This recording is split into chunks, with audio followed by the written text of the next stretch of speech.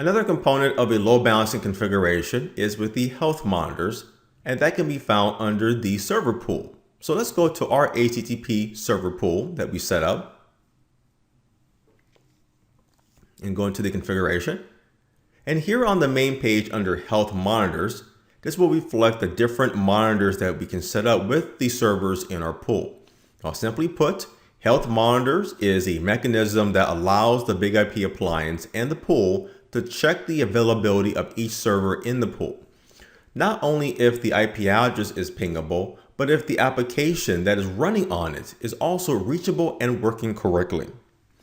The web service itself, it could be down, or maybe the web service has crashed, where the service port is still listening on that port and will continue to operate, delivering pages that are not there. So you want to have a reliable way for the Big IP to check all servers to ensure that they are available to receive client requests. Now, when we set up our HTTP pool and the virtual server, we added the HTTP monitor, this right here, which would check if HTTP services is running on each server. So this is a default health monitor profile that we used.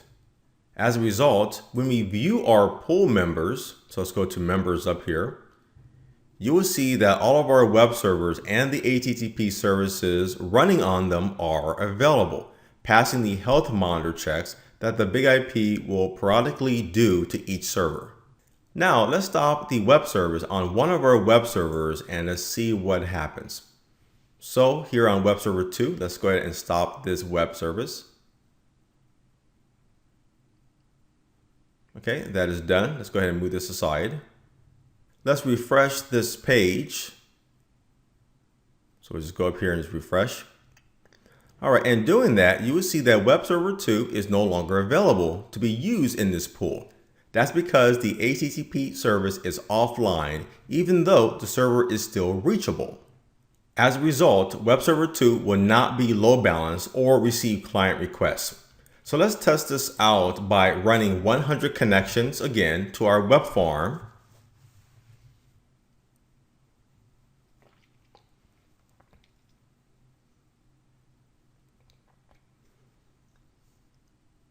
Okay, that completed.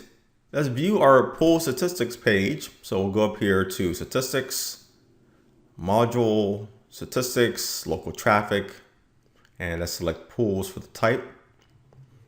Okay, and there you will see 100 total connections that we made to this pool.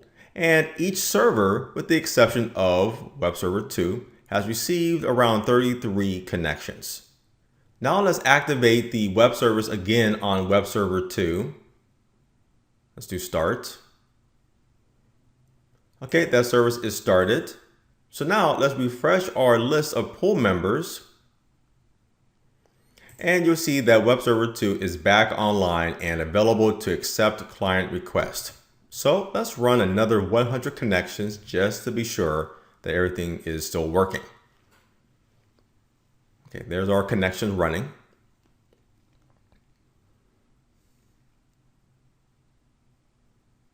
Okay, that completed. So let's refresh our stats again. And now you will see that web server 2 is receiving connections once more. When a server in a pool goes offline or online for that matter, all of that will be stored in the logs on the Big IP appliance. So let's go to the log page, which is located under System. Then let's go to Logs, then to Local Traffic. Okay, and let's go to the last page in our logs to view the most recent. Okay, and there you will see that web server 2 went down, and that information is located right here. That web server 2 went down, and of course you see when it came back up. That web server 2 came up, so we can even see how long it was down and how long it was up for.